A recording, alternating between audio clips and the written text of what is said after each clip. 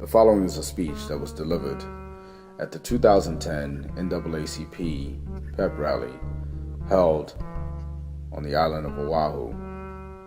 I was invited to speak at this pep rally where its audience was 147 established black businesses, which was very impressive to me considering the populace and the demographic of that island. Most of the business is primarily owned by Japanese and local establishments. I was asked to deliver content of a poetic nature, and I could not think of a better way to deliver a message than to put it in a form of a poem. So I was asked to cover the subject of black economic empowerment. So I decided to deliver a message titled A Relationship of Success. We'll open it up with the main idea of the study of currency. Numismatics shows that money is an idea carried over from the exchange of precious metals and valuables. Today, it is an idea inflated by wants versus needs with no precious commodity to back it, except the legit tender of hard labor of human perseverance, transformed into a fiat currency we call money. From the dens of iniquity to in the name of ubiquity, it has changed the concept of how we shape our lives, creating social divides and common enemies, the haves and have-nots.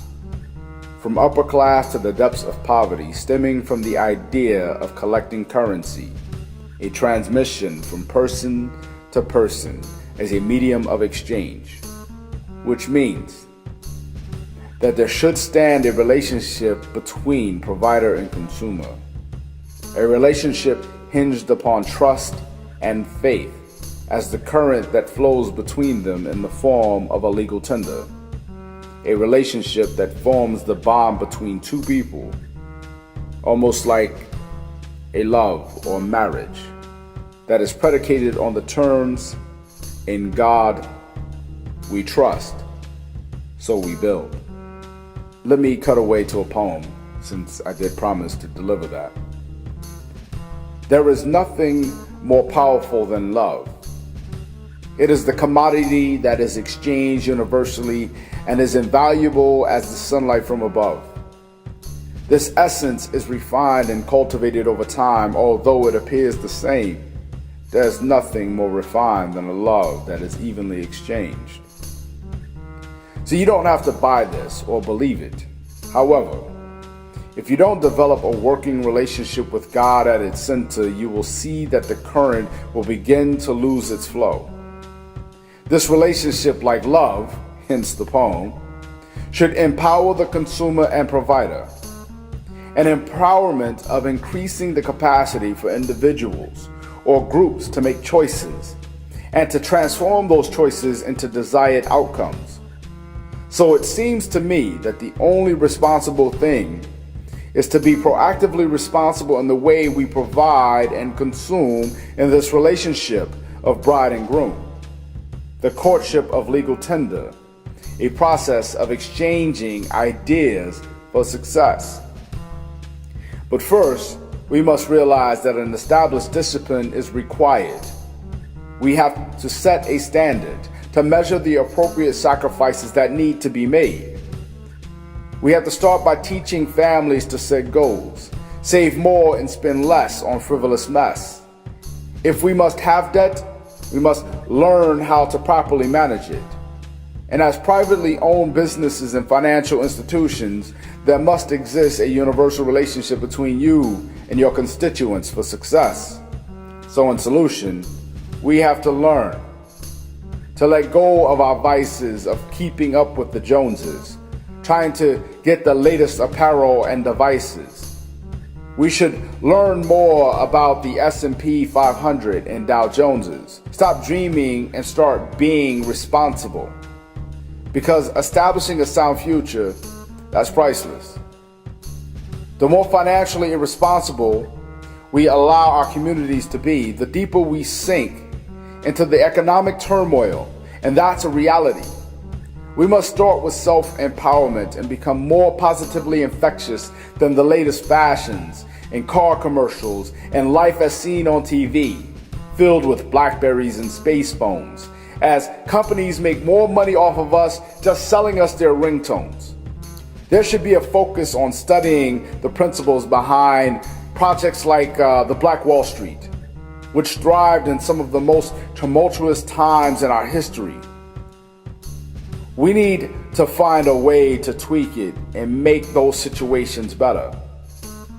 Learn how to care far more than just the bottom line, but more about educating the minds on how to keep a renewable source of income, understanding the internal power of success that we all possess. Begin lifting the veil that being able to fail is an option. See, far too many have gone before us to pave the road for our success. So today, we shouldn't be doing anything less for our children's tomorrow. Let's let go of our addiction to the affliction of financial debt. Let us continue to invest in educating ourselves and our communities in financial responsibility. Learning the differences between commodities and novelties, the difference between spinners and revolution. Let us leave the arcanum of illusions and false delusions and focus on the internal evolution to succeed.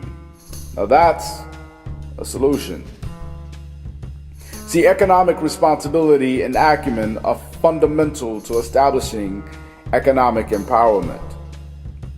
Furthermore, the discipline to understand the value and respect of community currency is absolutely essential. Financial ignorance is the soil that keeps us hemorrhaging as a community, and this is not an acceptable median. So let us take charge now. Let us begin that relationship between bride and groom, the relationship that is hinged upon "in God we trust," where we teach each other a great responsibility, how to maintain that economic stability. Let us build a relationship of courtship predicated on love of one another in the exchange of responsible ideas in the medium of currency. Let's remember how to love one another and take back our communities. Thank you for your time. Peace.